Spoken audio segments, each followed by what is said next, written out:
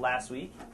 And why do we think that is? Why do we have our biggest jumps when we're looking at over here for Facebook?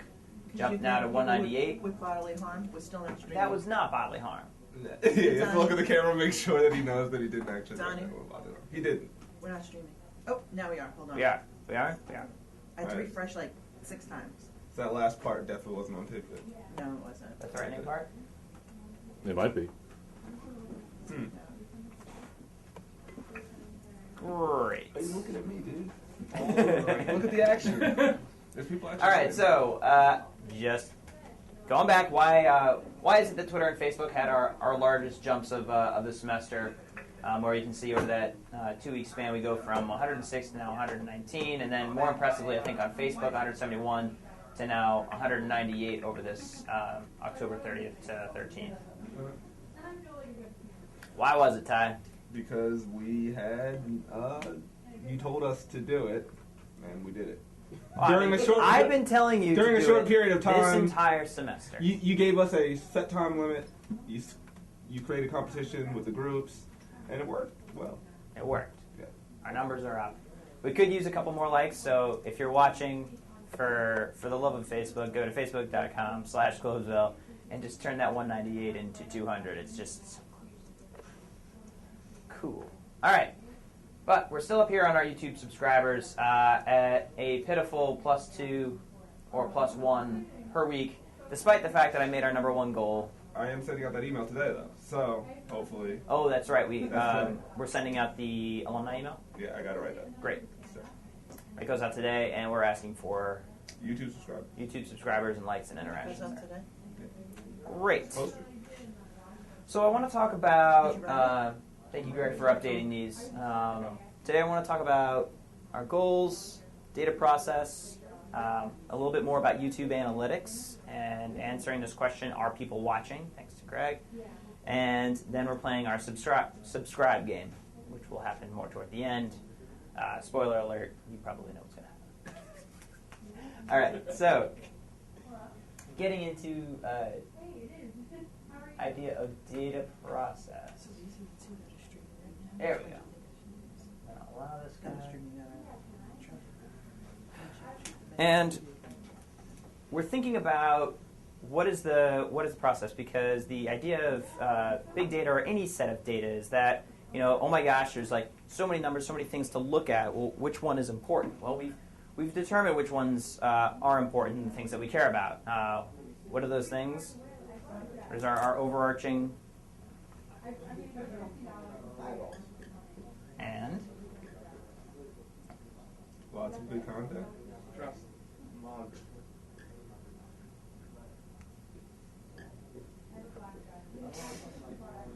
So at least we know it's important. Log trust. We want eyeballs. We want the trust of people to be acknowledging that. And with regard to this, we've been focused on Facebook, email, Twitter, YouTube subscribers in order to create what we need to in the sort of economy of Globesville. But ultimately, just tracking these numbers is not enough. Simply saying, oh, this number went from here to here doesn't really make any sort of change, right? It stays in this room. So this is where we have this process. And this process, can be done for web analytics. It can be done for social. Heck, it can be done for, if you're in manufacturing. I don't care what industry you go into. You're going to be given more and more data to look at, more and more information. Numbers, sales reports, you name it, it's there. And so with this process, and we'll go through it, this is a way of distilling actual, actions out of these data. And the first step is this gathering piece. And this is the part Greg does for us, but also a lot of this may be automatically tracked. It's important to be tracking the numbers we care about so that we can get into this phase, which is exciting because we actually can now. The next thing is asking questions. What is our top referral? In our case, I'm going to be asking this question, are people watching, and how long are they watching us on YouTube? From there, we analyze the information. What patterns? We put it all up on the board. We cut it in different ways. We create charts, we create regressions, we create whatever it may be that helps us visualize this information so that we can draw insights. the difference between the analysis, which is, I guess, more of an action that you're doing to process the information, to insights. There's like, what are the things that stand out? What are the points that we want to pull out in order to say, this is interesting or this is not. Here's a trend. Here's a finding. That's the result of analysis of the data that we've gathered, and then ultimately from this is the biggest gap. And if I were to redraw this circle, this would be like over here, and this would be over here, because it takes people a lot to get to the action. But ultimately, if you're not closing this loop, if you're not pulling it around, what the heck is the point of simply having our numbers updated every single week? There's very little, I'd argue, other than, at the end of the year we can say, hey, look, our numbers went from here to here. And you've already seen us kind of go around this loop when we talked about the lean startup last week, the build, measure, learn cycle. How are we building and learning faster? How are we getting around? We've already realized that I have a very powerful tool. Heck, in any group, we now all have this very powerful tool of creating a game of it, creating small groups, giving them a time limit. Suddenly makes numbers go up. That was something that we just gathered the information on. We saw our numbers go up. Asked the question of, hey guys, what did you do? And it turns out, in order to get more people to follow you, threatening seems to work particularly well under a time-constrained environment. We analyzed just now, and the insight is this works. Small group teams and dedicated focus on single goals with the group working on it. Ultimately, the action is, I'm going to make you do that again today, but with YouTube subscribers, because we desperately need to get to 100.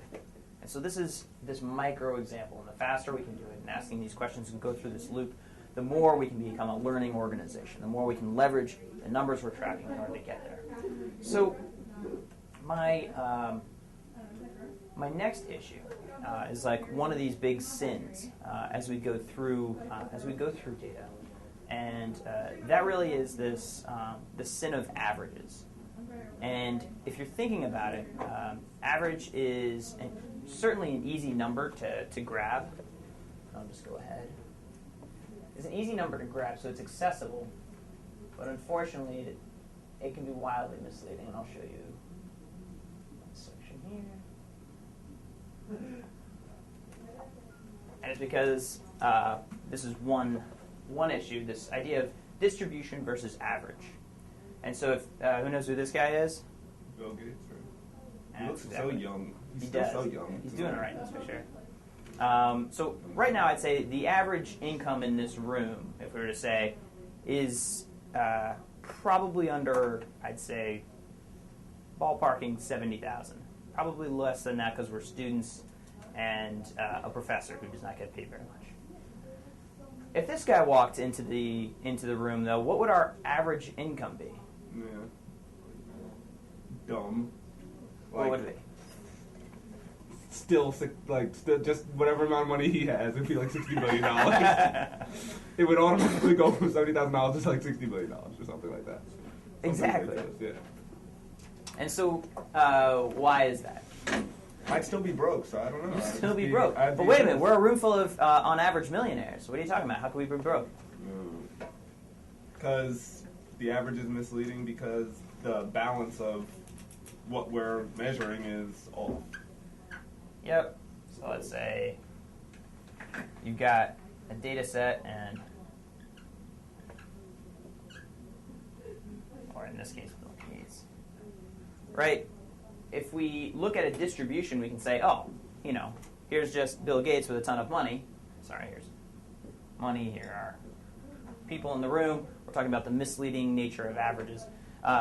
So Bill Gates is in the room, and suddenly, we have this assumption that we've got, on average, everyone's here. And then we may even go even further and say, heck, we should have a Sotheby's auction in here and try to get a whole bunch of people bidding on a new piece of art. And in fact, that would be a terrible idea. This happens a lot in... Listen to NPR this morning.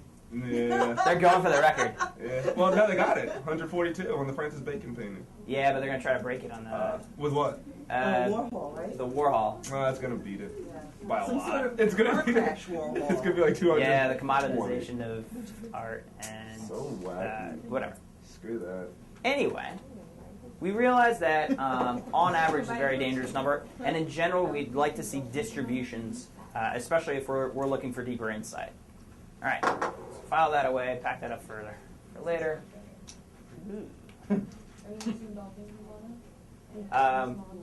Vanity metrics. Are you familiar with the term, well, even the song, You're So Vain? You probably think the song is about you. Don't you. So you, Talk about dating yourself. there we go. That's even before me. That came out probably So very vanity. close to the era. This, the idea of like superficial metrics. Metrics that don't truly matter when you look at things. And this is more around maybe goal setting and tracking. You're like, what numbers actually matter and which are just, kind of like having like a fast car, no substance, or terrible mileage. And in here, an example I like to show is on here. You have DoSomething.org versus Chase Community Giving. And in general, I'd like to think that these likes, once you've passed a certain threshold, are kind of like a vanity metric. Because ultimately, just because somebody likes your page, does that mean they hear from you if you post information? You guys know the answer? No? Well, why not? They like your page. Why aren't they seeing your stuff? Because they're not just words. Words are broken. Oh, you like the page. Why don't they like you? They don't see your stuff. No, it's not. Probably it's they just like your page. They want to follow what's happening and you posting, but they don't have anything to write on your page. They just want to know what's happening. Like if I follow Miley Cyrus, I just want to know what's happening with her. I don't want to write it. Everybody wants to know what's happening with Miley Cyrus. Yes, exactly. So we talked about this before, the idea of the Facebook EdgeRank. And just because you like a page, just because 200,000 people do something, every time they make a post, it does not mean it shows up in their newsfeed. They only actually see it if they go, guaranteed, mind you, they only see it if you go to the Do Something fan page, if they go to the Globesville page. All 200 people, 198, if anybody has not liked our page, for the love of Pete and Greg, like the page. Every time it's posted on Globesville doesn't mean that the people that like it, myself included, are going to see it in our newsfeed. There's a smaller, much, much smaller chance, actually, around the tune of 5%, usually on average, or even lower, determined by EdgeRank, that says, is this post popular, engaging enough, based on likes, comments, shares, to then show up in the people that like the page. So here's the page, and it's kind of like its own little island, and it's sitting on this little island of Facebook. Here's my FB page. And then here are the various fan pages. And so these posts are basically in this island, and the only way that they are able to jump ship if they're engaging. And this one doesn't get it, and actually, most of the time, only about 5% of people are really seeing the engagement off of this page, unless, of course, they go to that page. Yep. Yeah, so you're saying even if there are million followers, Yes. that does not mean that's like a famous page. I cannot get the newsfeed. Is that what you're saying? That is exactly what I'm saying. Just because it has a lot of likes doesn't mean, it's popular, but you can see very quickly it is kind of like a vanity metric. Because if actually, they post nothing, they just have a million likes, people that like the sleep page. And you're like, all right, that's fine, but nobody's getting information. Technically, they're just on this little island, a ton of likes perhaps, but not necessarily seeing the posts that are going on. So it doesn't really help the brand or the company or whatever it may be. Yeah. So if to get the newsfeed on Facebook wall, they check how people are engaging in it, how many people are commenting, how many people are posting, and then depending on that, they put it on Facebook wall. Yes, you're getting closer. Get into your newsfeed based on how many people like, share, and interact. And that's what I'm showing you here in this.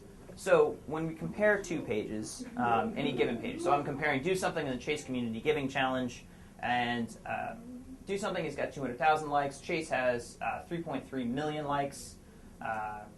Now, looking at this number, talking about this with the people that are actually interacting, seeing, looking at, sharing the posts, they actually have almost the identical amount, 3,500. And even from a percentage interaction rate, do something, that means, is crushing Chase by orders of magnitude. This is just, I mean, this is a pittance. This is, like down below the 1% range for people interacting on Chase. And so ultimately the number, once you get into large numbers, I'm not going to lie, I think most Facebook pages, it is absolutely critical that you get over 10,000 if you're running a real company to get past this new threshold that Facebook has set for EdgeRank and people that are interacting with pages. Once you get past that, though, the number to really focus on is this talking about this. How many people are actually interacting? Because that's the metric of, am I posting good things that people like, share, interact with? Because if I don't post those things, I will end up on, Facebook Lonely Island. And nobody wants to be on that island. It's a strange place. Any questions there?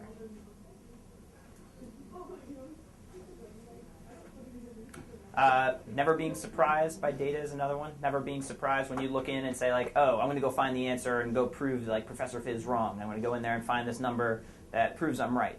Going in with an open mind, super important. Not looking for bright spots, another one. This is the thought of, like, we're looking through data. We're thinking about the data process. We're saying gather, analyze, act. We're asking questions of our information. But sometimes when we're looking in there, and the patterns we're finding is more about, well, how come, in the case we'll be looking at YouTube videos, how come all these YouTube videos have no views?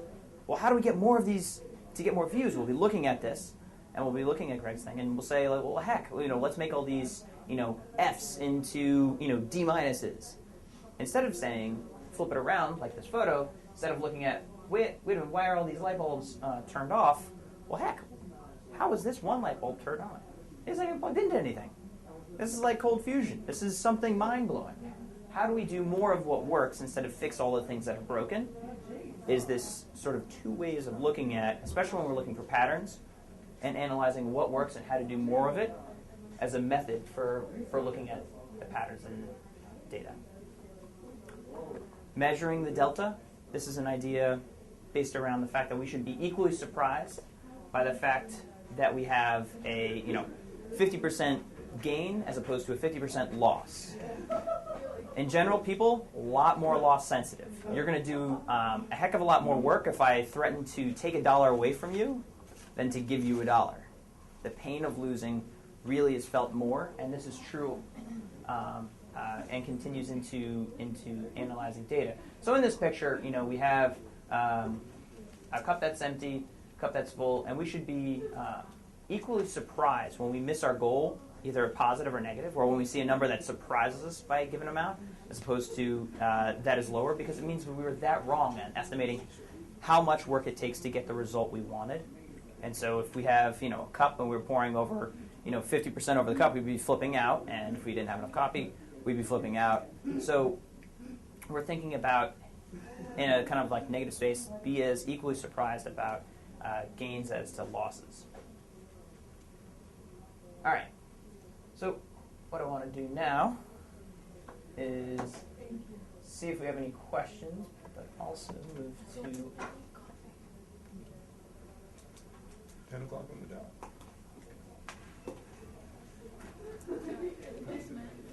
okay.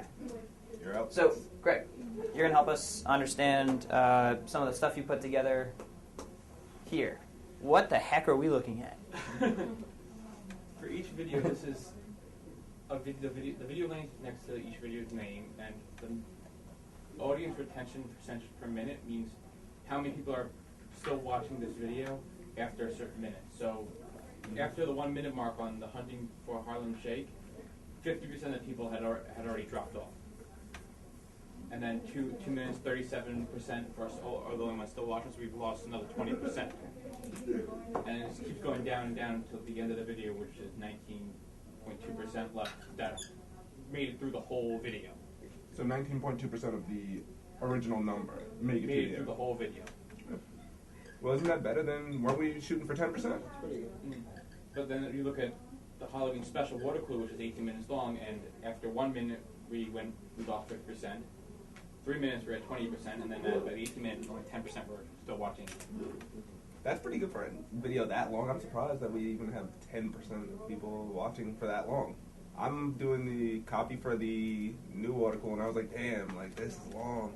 I was just like, it's long. But If you look at the Harlem Shake video, 105%, 107%, 59%.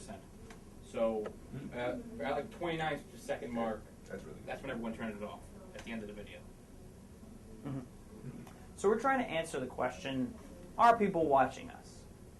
And we could start with a very high-level, superficial views.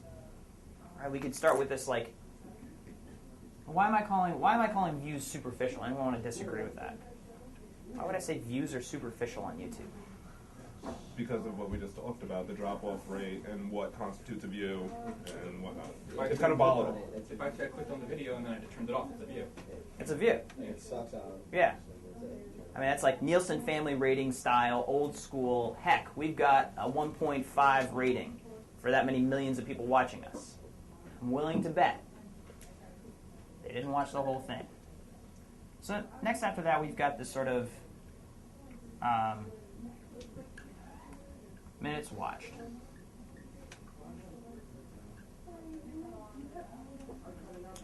And what do we think about this? Total minutes watched for our account. We have these estimated minutes watched, which is for, talk us through this, Greg. This is the top 10 videos of percentage viewed all the way through. So you see the 47 seconds, that video is 97% of the way through. And it was but only 34 minutes watched, and it's like, I think it's only 47 seconds long.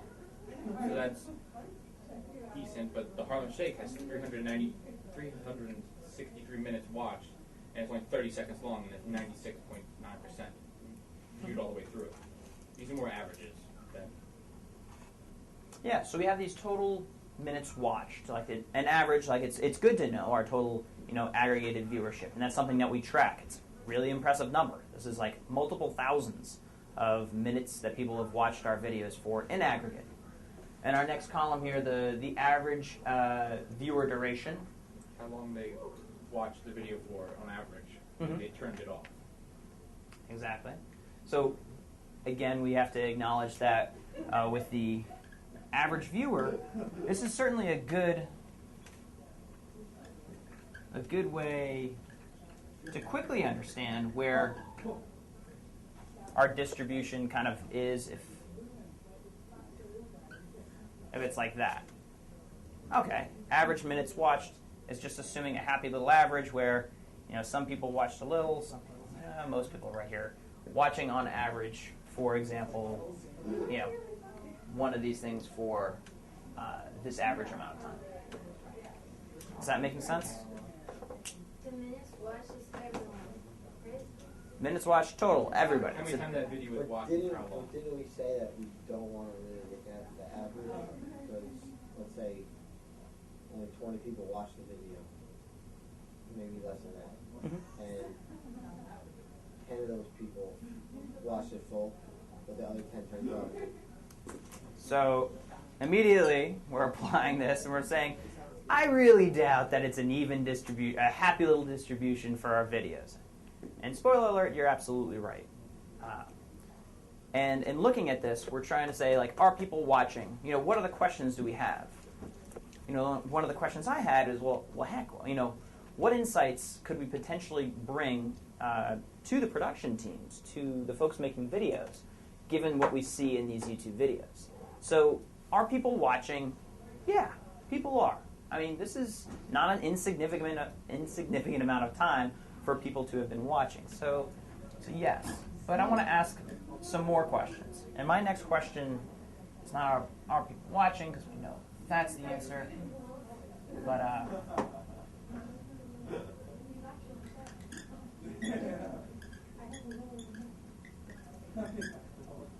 where do we lose people?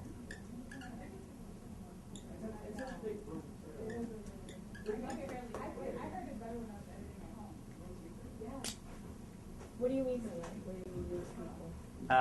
So right now, like for example, I'm supposing we have 1 or 2 people watching on Ustream. 4 people. So right now, in order to lose the people watching, and 2 of them might be in the room, I could just like sit here in silence and stare at the camera. Go on. Yeah, go on. I'm gonna wait. You have to stop watching and leave. I'm technically trying to lose people watching us right now. Why, George? Freaking content. Boring freaking content causes people to leave. And I want to, by figuring this out, where do we lose people?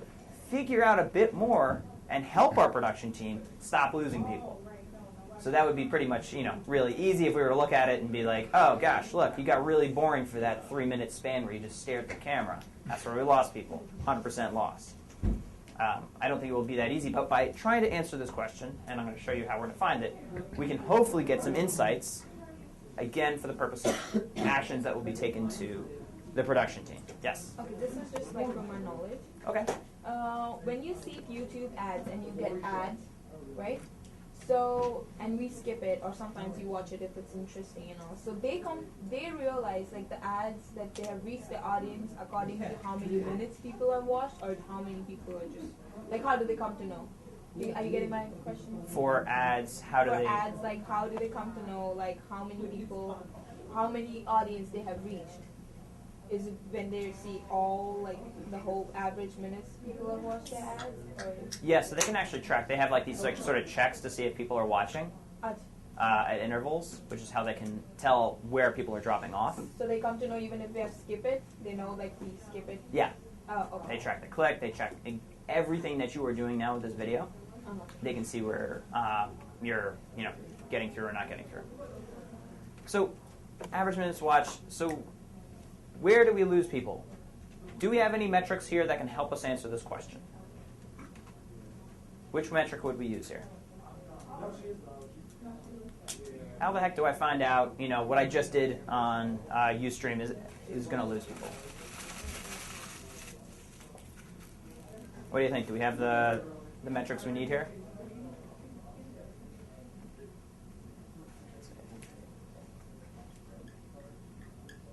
You're asking us where we lose people on Ustream? On YouTube. Oh, well, we just looked at the numbers. They're correct. So on the board right now, I have views, I have total minutes watched, I have average minutes watched per video. Do I have the necessary information to figure out where we're losing people? No, not on here. I don't know how long the video is. I don't know the individual stats. This is a hard number to look at in aggregate. So,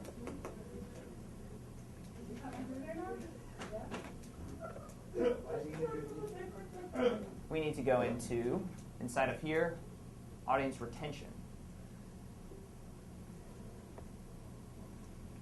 And let's say, let's look at our Halloween special water cooler, what we just put up.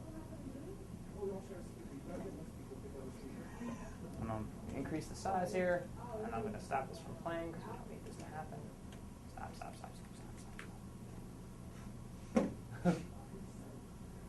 Okay. Now we're cooking with gas because we have this sort of distribution.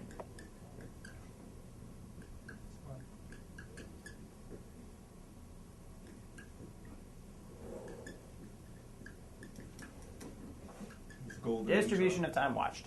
So, what are we looking at? Greg, what the heck is this? That's the percentage of people watching going along with the video. So at the top, that's everyone was watching the video, and as long as the video went on, people dropped off. So as you see, at 33 seconds, 59% were watching, but we had already lost 40%. Mm-hmm. So you can begin to see how crazy it is just to count and call a success of like 363 views. Yay, we did it! As opposed to total minutes watched. Yeah, it's still a decent amount. Average minutes watched. Okay, we can see that it's in this range, but to really be able to see in a distribution, we get a whole different story. Now, this is something that media companies, and definitely like in television production, they used to spend millions on the testing necessary to see where they press little up and down buttons to see if they liked it or not like it. Because they couldn't get this type of information. They couldn't tell when people were dropping off. We have this at our fingertips. right now, like literally what people would have been killing themselves to get, even I'd say, 10 or so years ago, we can see exactly where, in our episode, people are up and down. Is this good or bad?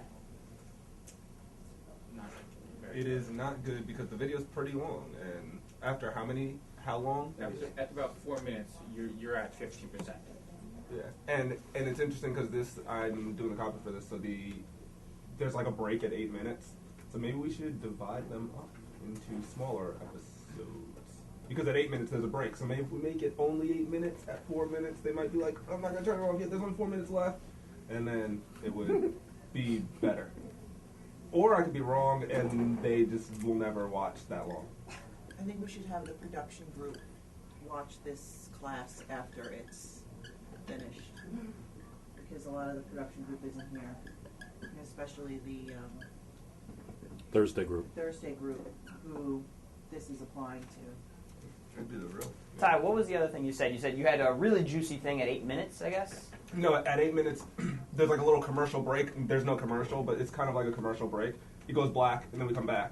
So I feel like maybe we could divide them up and disperse them throughout some other content or something. But yeah, at 8 minutes, there's a break, so maybe that would be good since at 4 minutes, people start to drop off. I think even less than that. Yeah. A minute and 40. It's easier to watch a video for a minute and 40, and then you keep releasing. Yeah, because the way the segments are broken up, that would work, definitely, because there's a conversation. At a minute 40, you're already at 38% Mm-hmm. Oh. watching. So you wanna keep it Yeah, keep the high viewership. I agree. I have to watch the whole thing. A little bit. I like it, but at the same time, it's long. It's long for a web video, So. Sure. What else do we see? Olivia's looking at her watch. Olivia's looking at her watch. So I asked this initial question, is this good or bad? You said bad. Why did you say bad? Because it's a steep drop-off. This is really frustrating. We assume, and in our minds, that, in this sort of like old school view mentality, well, if somebody clicked play, of course they're going to see this thing through. Why the heck wouldn't they just press play or stop in the beginning? And we assumed, and I think what you expected to find, even though we just talked about it, was this sort of nice idea that like a much even or like more even line. You're like, yeah, we'll lose a couple people, but they're going to really watch it all the way through. I think it's funny that ever since like last semester and then this semester too, that when I watch YouTube videos, even though I want to stop them, I play them through because I Just to be. because Yeah, I'm like just to concerned for those people's analytics. Like, Yes. and I'm thinking like this really sucks and I want to stop it, but there's only like a minute and a half left, and I feel like I need to see it through. I do that too now. I mute it and go to another tab. I definitely think. I do consciously think about it. I'm just like, I'm not gonna even click on this video unless I'm probably gonna watch the other. Yeah, and So- but I mean, we talked about this last semester too with the water coolers about keeping them under a certain amount of time, and we managed to do that last semester. I don't know what happened this semester. That's because fine. they're Yeah, we went long. Way too long. Yeah, we went they're really way You look too at the long, Amish and they're. video, which is But it's possible to definitely just cut them down. So. Oh yeah. But tell me soon because I'm writing the copy and it's really long. All right, so Because I'm trying to it's long. Well, the ones that are already up, we're not going to do anything with.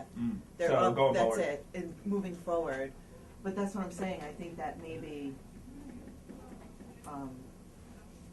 they're the Thursday group is so disconnected from what we do here in the digital group because they just come in and they do production and that's it.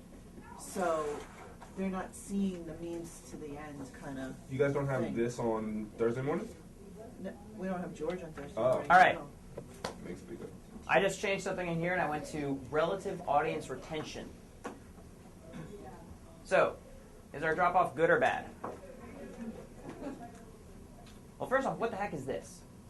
What are we looking at? I can't read that far. Fair enough. Cannot read.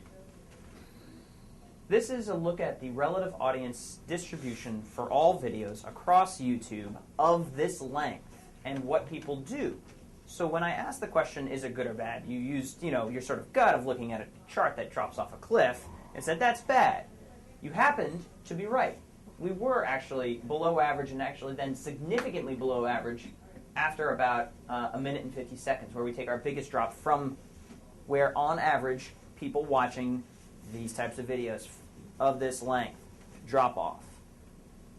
We do slightly better around that, whatever reason in this area, but this is probably a much sort of symptom of law of smaller numbers. But over here is where it matters the most. If we can hook them in the beginning, the idea of putting our hook first, of saying, here's what you can expect in this show, and by the way, at the end, there's going to be a huge reveal.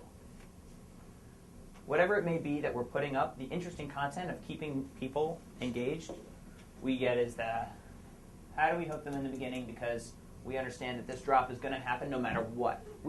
Despite looking like we jumped off a cliff, this is only slightly below average for videos of this length. Right, we actually maintain just, a little below average for the first minute and 50 seconds, which is like, all right. I'm not thrilled. Would like to see that number different. But that's a way to look at that. Any questions on that?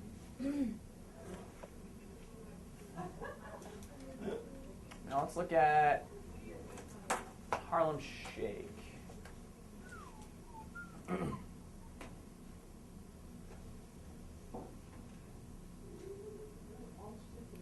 Oh gosh, I'm not going to watch this, am I? So this is probably a bit more of what we expected to see when we put on a longer video, but it's easier to keep someone's attention when you understand that, there's a bit of a suspenseful moment where everyone goes crazy and there's like an anticipation, I got to watch to this point because something crazy is going to happen. And that leads to this above average audience retention. Let's look at one more.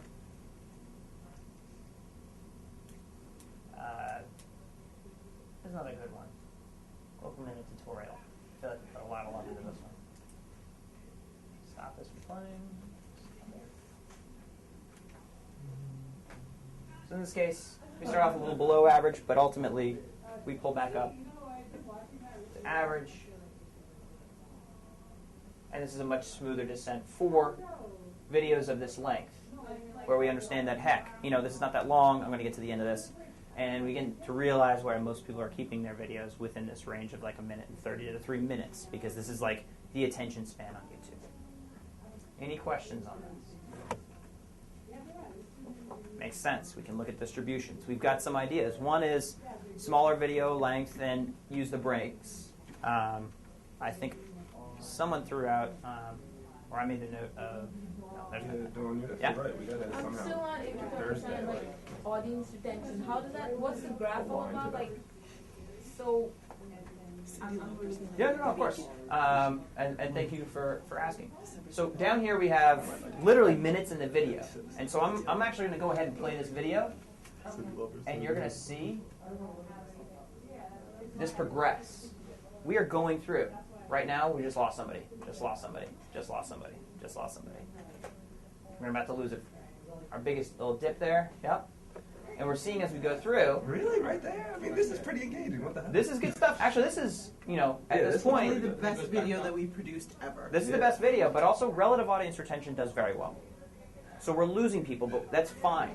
And I think this is a good comparison. This is what I care about, right? This is a good video. We're actually now more so than most videos, keeping people and pulling up into the above average area. It's fun, it's engaging, it's moving along. We got great looking people in there. Oh, she's not even here. It's also like it's a good length. That's the thing, When compared to the other one, they're both produced similarly. The content's like, I don't You were in the video that explains how to do videos. You were literally in the video. And you're in the video with the panorama of the video. You're doing it right there. I know. She forgot. I'm gonna go back next week.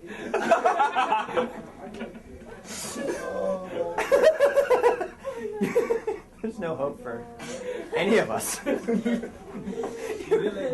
Yes. She shot it right Sorry, we had a Global Minute submitted by our lovely young actress here who displayed actually how to do panoramas, because when you're on mobile, if you record like this, you realize that, oh my gosh, YouTube is a landscape format, which is why we always hold our camera like this. So when we're recording our Global Minutes like that, as opposed to this, because otherwise we look like a beanpole with a heck of a lot of dead space on the sides. Oh, you need us? And now everybody knows. Okay. That's really funny. That was really funny. Wow. Okay. George can't even handle it. You can't. Dolly, stay. I mean, this is the comedic relief of the day. Happens to the best of us. Don't. And now we have a new phrase. Don't be a Domla. Don't be a Okay. Domla. Hold the camera. Don't be a Domla. We need this hook at the beginning. Why do we need the hook at the beginning? You heard Ty say it. I've said it. Why do we need the hook at the beginning? To protect us from the drop-off rate. That's where we lose the most people. That is where we have the biggest slice of the pie and have the most to lose. So thinking about what is our initial, 10-second, 20-second hook where we see most people drop off, especially in other videos, is super important. Another thing, what happens at the end of this video? This is the how to. Yeah. It's That's like our clothes. So they turn it off at that point. The video's over. The video's over. Yeah, they don't care about that. Well, it's done. Maybe we shouldn't put a close at the end because then that forces them to turn it off a little bit before it's done. So that's maybe like a little technical thing.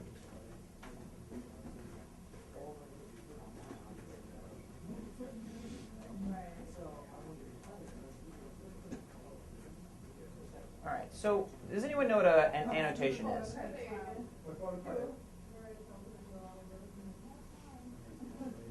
What is an annotation inside of YouTube?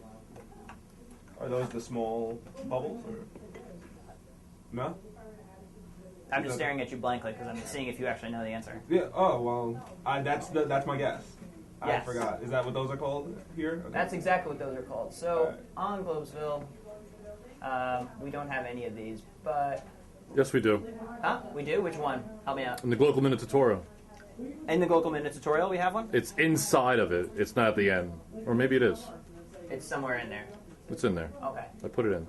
Thanks. Let me go find the video, and I'm going to go to Video Manager.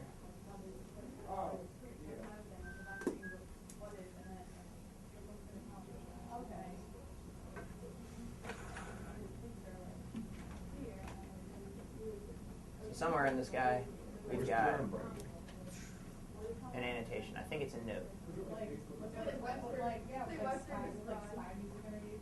Just go to annotations on top. No. Go back to the video. Go back to the video. Okay. It's hard to click and look at a giant screen like this. I'm doing my best. There's a button on top that says Annotations? annotations. You're right there. Thank you. There you go.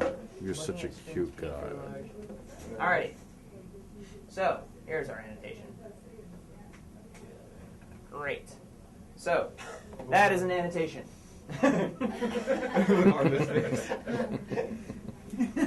What happens when you click this is you go to, in this case, a URL. You can send somebody to any manner of places, though. You can tell them to check out Google Minutes, to check out whatever you want. You can, at the end of the video, have a link to this next thing. So, Donnie, how many videos are we currently doing this for? One video. So, an idea, because we know what happens when you get to the end of a video, is that you literally peace out. You go and watch the next interesting thing. This is our last chance of the people that have decided to watch the entire thing to say, heck, watch our next thing. So this is no dead ends.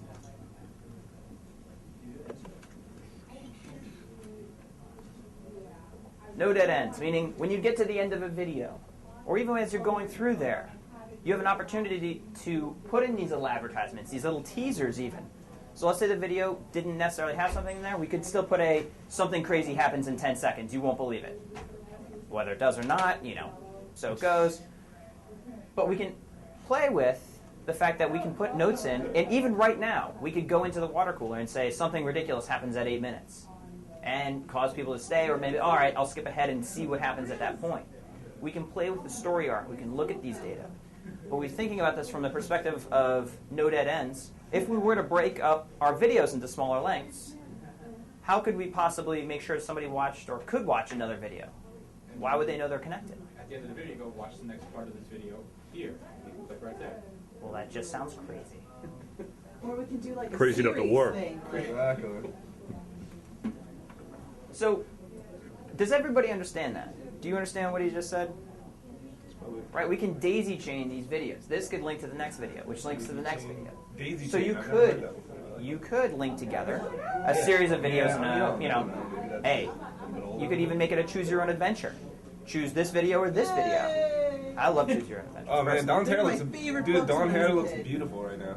But you could design all Dawn's hair kinds looks of beautiful. Looks really good. all kinds of ways of hooking these videos He's together. gonna look if we good really with think- gray. He's gonna look good gray. All right, so who here can summarize You're killing this me. and bring this Literally to killing me. bring this to the production team?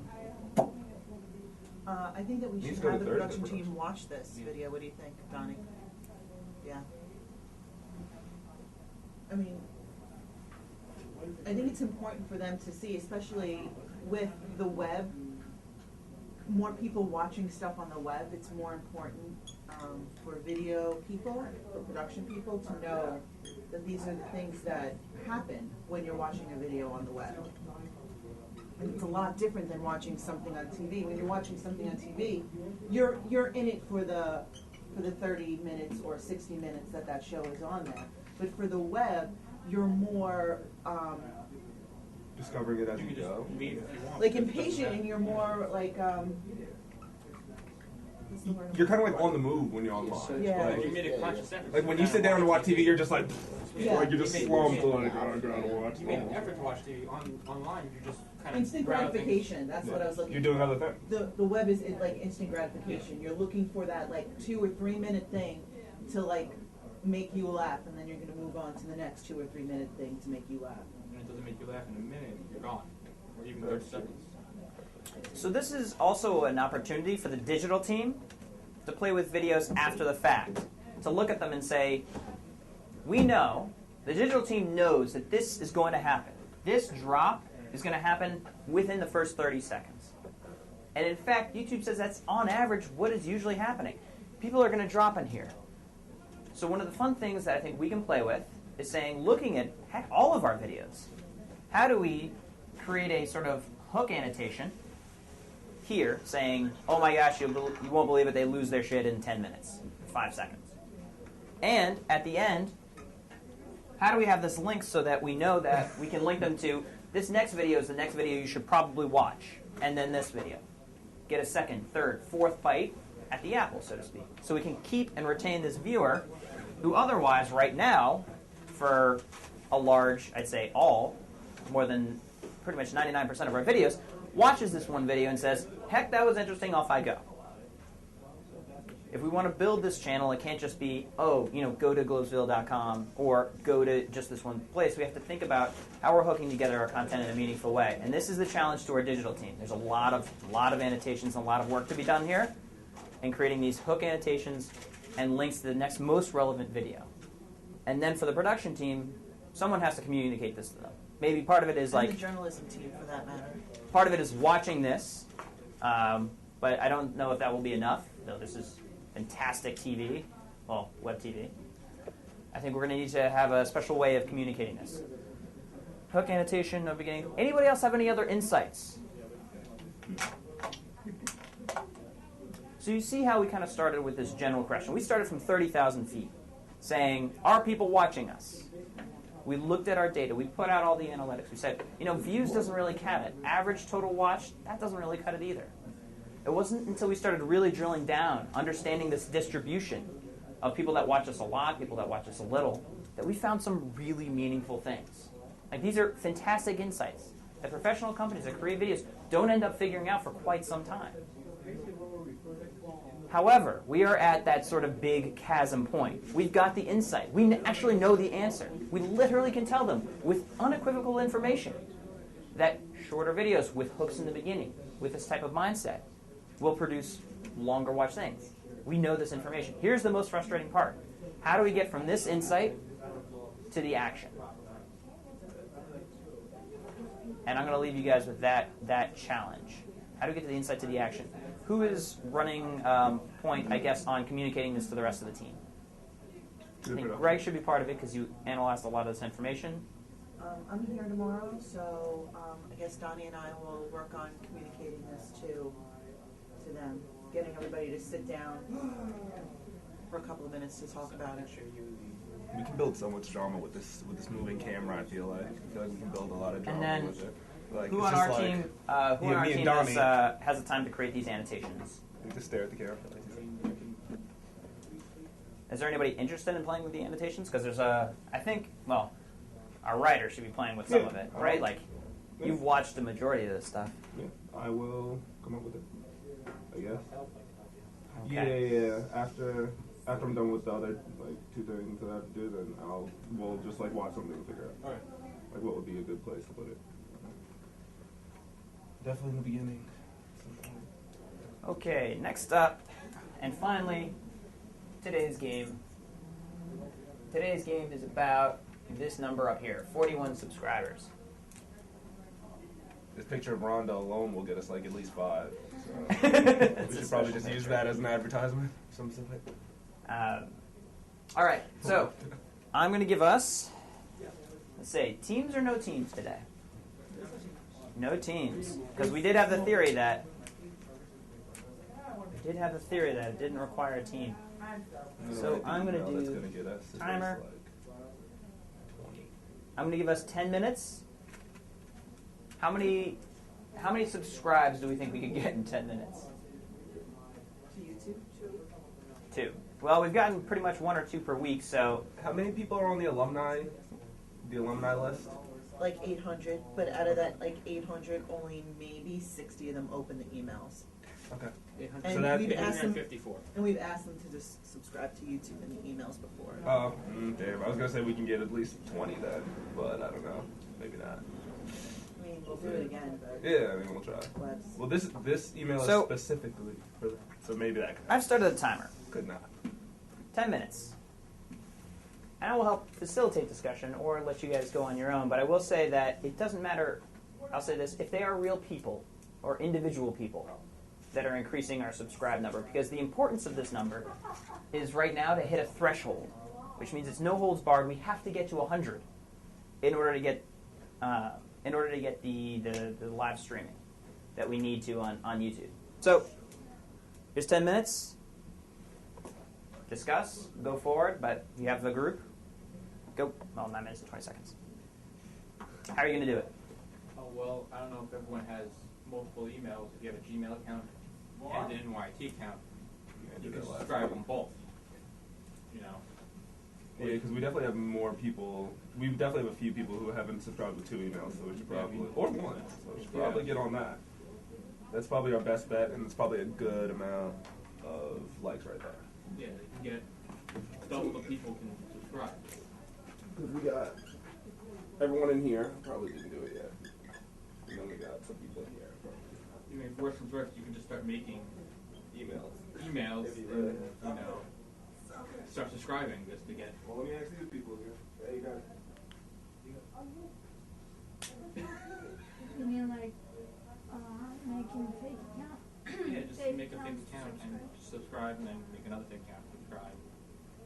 That would be a fallback, like George said last week. But the whole point of getting to 100 is so we can get the live streaming.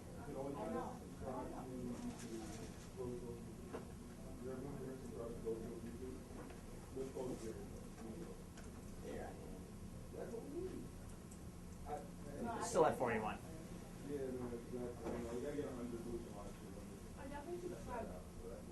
Well, that's 1. This is only subscribers who share their subscriptions publicly. You might not have shared it publicly.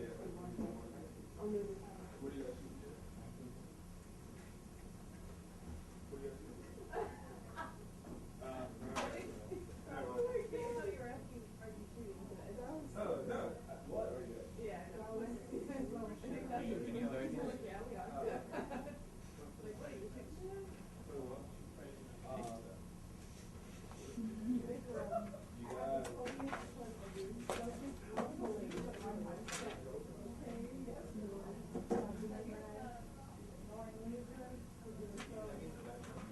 Is there like any way of reaching out to all the students?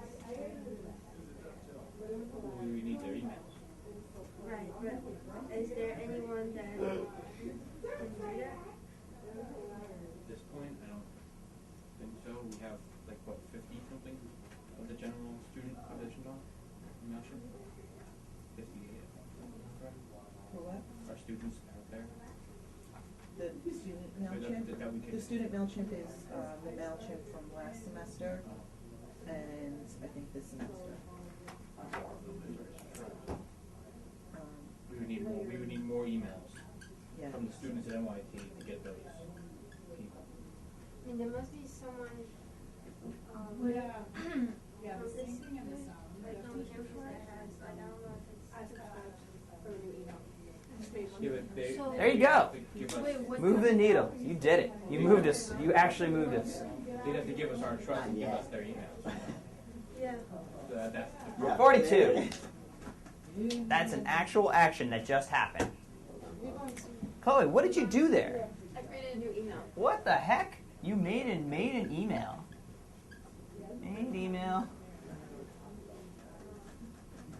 To subscribe. All right, cool. 1 point for that idea. Literally.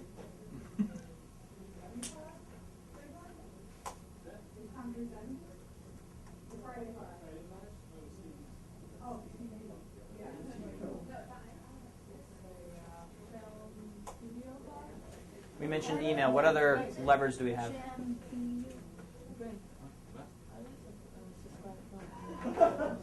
you log on to your NYT email, and then you go to YouTube and you subscribe. If you're on YouTube and you can watch any Globesville video, then No, you just go to Globesville, YouTube.Globesville, and then subscribe to Globesville. Because NYT email isn't actually a Gmail account. So if you have a Gmail account, he's then like, no, my friend, like, oh, what do I type in on YouTube? it should Camera It's aside. YouTube/Globesville. YouTube/email. YouTube.com/Globesville. So last week we had the theory that, oh, you know, 2 groups versus 1 group would have been roughly the same. And right now, I would more than argue that what we're seeing is the result of a group behavior, a little bit of social loafing, as it's called. And as a result, you know, everyone is kind of like passing the buck. Oh, they're having a conversation Today? instead of taking action and a challenge against each other. So this group work, even though we still have some of the same elements of the time, the collective goal, ultimately is not producing the same results as last week, since we had the competitive nature that really pushed creativity a lot further. But I could still be proven wrong. They have 4 minutes left, and they've moved the needle 1 subscriber. So we'll see. TBD. I mean, But like, if I was right. we have events like this group, we could just give the list so we could sign in, like first, last name, and then email. Yeah, but they need to physically hit the subscribe button.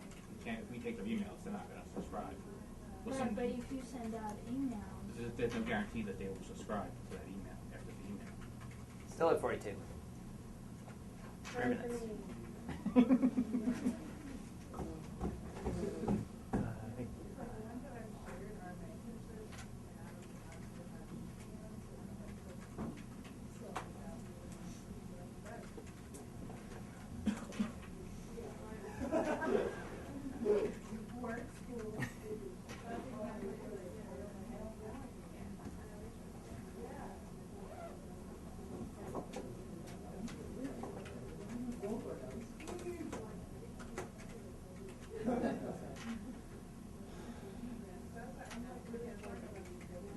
So 44.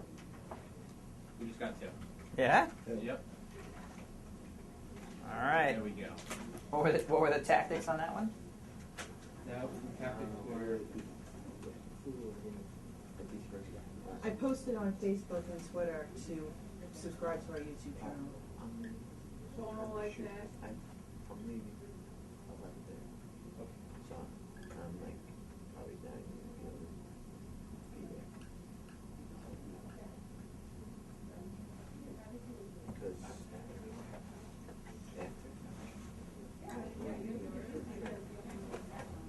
we made that team 11:30.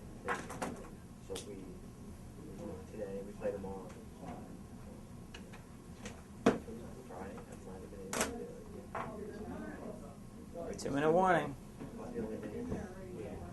I like this red circle. It's really intense. I feel the pressure. I feel like a bomb. Something is going to happen at 2 minutes. Wait, who are the subscribers? How do we find out who are the new people? It's hard to, but Yeah, I don't know if that's Because- possible. Scroll Oh, down. yes, we can. We have the yes. the data.hole. Those are the That'll only find you. ones that are subscribed. That No, one up, there's that one other. update for another 24 hours. There should be more, right? Because I think I subscribed with 46. Oh, was that the email tactic? How do you make it public? I got like 2 people. They'll do it. I already, no, I think they did it. That whole update for 24 hours. Yeah, you're right.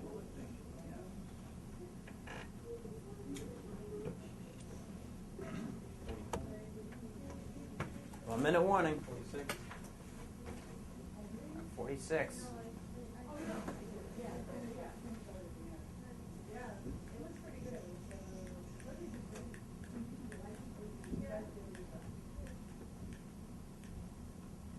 Anyone else has any ideas how we can get more people? Not making an email. I'll make another email, but But I'm not going to have enough time to do it. But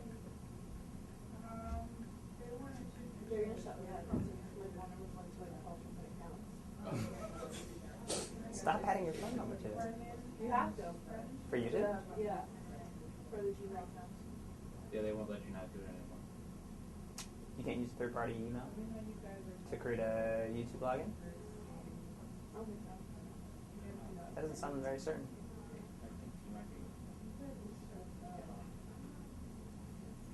All right, timer's done. Timer's done. Let's see if we got. See what we got. 47. All righty. Yeah. All right. So, +6, 10 minutes. 3 of them are me. 3 of those were you just now. Okay. So, You might not show up because you might not be public. So if you subscribe, but you might not be public, you might not show up on that list. publicly shown people. It's in your settings. So, there are a couple things I want to talk about. One is, was this as successful as last week?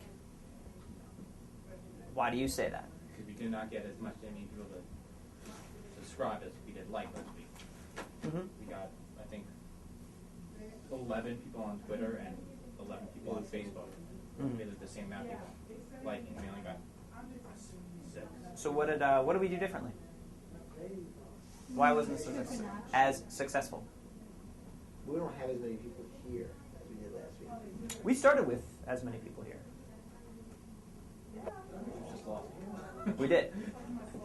I don't know. What did we do differently this week than last week? It wasn't a competition this week. Well, I thought you guys said that you would have achieved the same thing had we done it in a big group.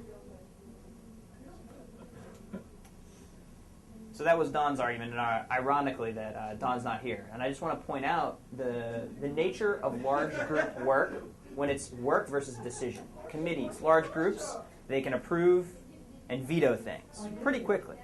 As soon as you get into tangible work, hey, we actually need to get shit done, there is that significant drop-off. Ironically, we're left with 5 people here. We started with closer to 10. And so as soon as we have that large group, we have the elements of kind of like passing the buck, the social loafing. People are like, oh, you guys, somebody's working on it, you don't need me, I'll just like walk out. And so when you're designing your teams, when you're designing work to be done, think about it in these small groups. Think about it, the difference of what happened. The element of competition, I think, spurred us a lot more to creativity. Some of the things that, we did learn here is like, one, yes, YouTube subscribers to get are harder. We said like, all right, making an email to subscribe because we're desperate to get to this number. You don't have to create it with a Gmail account. It could be another account. It could be your NYIT. It can do whatever else. And asking the class, like literally, hey, with your 3 accounts, standing over their shoulders seemed to work when Ty walked out. We will eventually send to our email list, but that's going to take longer than 10 minutes. We'll be doing that today, but that's also going to be a low yield. And so right now, I think it's, Svetlana, I think you taking on this work to create some extra accounts and also post around. You see why we're trying to do that? Right. You told me last week it would be a fallback, so I guess I have to do it now to create fake accounts and stuff. Yep, that's the fallback, but that's what we have to move to. Posting Twitter, of course. The other thing I didn't hear anybody say is we can also use annotations. Subscribe to us. So in our popular videos, in our most popular videos, which are the Harlem Shakes, which are the Local Minute Tutorial, what should we be putting in there? Subscribe. Click here to subscribe. For goodness sake, subscribe or the world is going to end. On the video? Yes, you can. That's the annotation. The annotation. Yeah. So, annotate.